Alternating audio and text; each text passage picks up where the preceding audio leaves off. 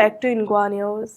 The 10th National Convention of Rashtriya OBC Mahasangh took place at Shyama Prasad Mukherjee Stadium, drawing participation from OBC representatives across India. Maharashtra Chief Minister Devendra Fadnavis and other prominent leaders were present at the event. संपादक असलेले पण OBC समाजाला सातत्याने दिशा देणारे मार्गदर्शन करणारे देवेंद्रजी गावंडे मंचावरील सर्व मान्यवर कोणाचं नाव सुटलं असेल तर क्षमा मागतो आणि या ठिकाणी भारताच्या विविध राज्यातनं आणि विशेषतः महाराष्ट्रातनं आलेल्या सर्व माझ्या ओबीसी भगिनी आणि बंधूंनो, मी सर्वप्रथम या 10व्या राष्ट्रीय परिषदेच्या आपल्या सर्वांना अतिशय मनपूर्वक शुभेच्छा देतो आणि याच्या उद्घाटनाकरता बबनरावजींनी आणि महासंघाने मला निमंत्रित केलं त्याबद्दल मी आपल्या सर्वांचे आभार मानतो. खरं म्हणजे परिणयजींनी या ठिकाणी सांगितलं की ओबीसी महासंघाची सुरुवात ही एका छोट्याशा खोलीतून 2005 साली झाली, पण तायवाडे सर आणि परिणयजी दोघेही मान्य करतील की 2005ला जेव्हा सुरुवात झाली तेव्हापासनं सातत्याने माझा संबंध या महासंघाशी राहिलेला आहे आणि तेव्हापासनं सातत्याने महासंघासोबत मी काम करतोय.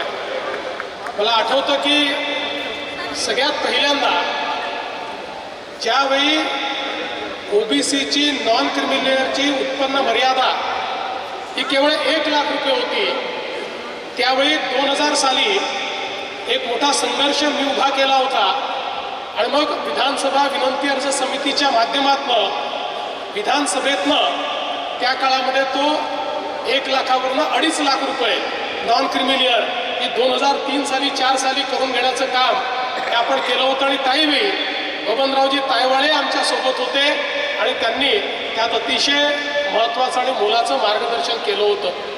आणि म्हणून माझा संबंध ओबीसी चळवळीशी ओबीसी महासंघाशी हा गेल्या 25 वर्षाचा संबंध आहे आणि सातत्याने मी हे मानणाऱ्यांपैकी आहे की जोपर्यंत आमच्या ओबीसी समाजाला प्रगतीच्या मुख्य धारेमध्ये आपण आणत नाही तोपर्यंत आपला जो प्रगत भारत आपल्याला तयार करायचा आहे ते स्वप्न आपल्याला पूर्णपणे त्या ठिकाणी पूर्ण करता येणार नाही. आणि म्हणूनच सातत्याने ओबीसी समाजाच्या ज्या काही मागण्या आहेत, ज्या काही अडचणी आहेत, या अडचणींच्या संदर्भात अनेक वर्ष या संघर्षामध्ये मी सातत्याने सामील होतो आणि ज्यावेळी मुख्यमंत्री म्हणून उपमुख्यमंत्री म्हणून पुन्हा मुख्यमंत्री म्हणून काम करण्याची संधी मिळाली त्यावेळी मिळालेल्या संधीचा उपयोग करून ओबीसी समाजाकरता जे काही चांगले निर्णय करता येतील ते निर्णय सातत्याने घेण्याचा प्रयत्न या ठिकाणी केला. मला अतिशय आनंद आहे की जवळपास राज्यामध्ये ओबीसी समाजाच्या हिताचे 50 निर्णय हे या ठिकाणी घेण्याची संधी मला मिळाली आणि आपण ते घेतले. आणि या सगळ्या प्रक्रियेत जरी निर्णय घेण्याचं श्रेय आमचं असेल पण हे निर्णय करून घेण्याचं श्रेय जर कोणाचं असेल तर ते राष्ट्रीय ओबीसी महासंघाचं श्रेय आहे.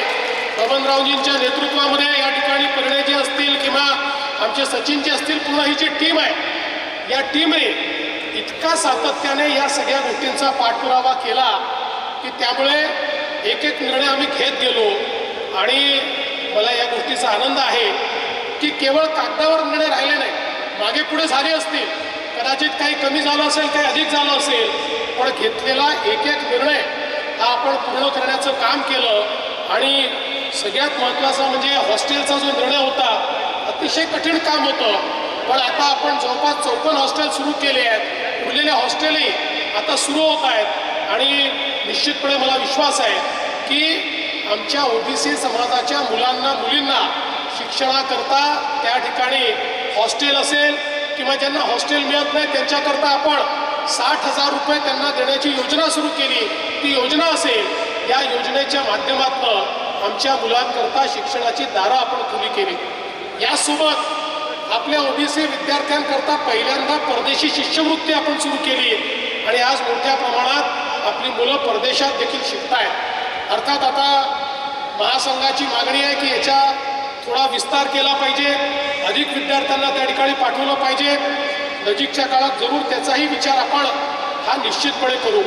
पण मला या निमित्ताने एवढंच सांगायचं आहे की आम्ही ओबीसी समाजासोबत मी अतिशय कन्व्हिक्शनने या ठिकाणी आहे. माझ्याकरता ओबीसी समाजासोबत राहणं हा काही कुठल्याही राजकीय फायद्याकरता मतांकरता विषय नाही, तर माझं एक कन्व्हिक्शन आहे की या देशातला ओबीसी समाज हा या देशाच्या पाठीचा कणा आहे. या समाजाने या देशाच्या संपूर्ण जडणघडणीमध्ये पायव्याचं काम केलेलं आहे आणि ओबीसी समाजातल्या विविध जातींनी, आमच्या 12 बलुतेदारांनी ज्या प्रकारे आपल्या देशामध्ये आपला गावगाडा चालवण्यामध्ये या ठिकाणी काम केलेलं आहे, आज आपल्या सरकारला आणि देशाला त्यांच्या पाठीशी उभं राहावं लागेल.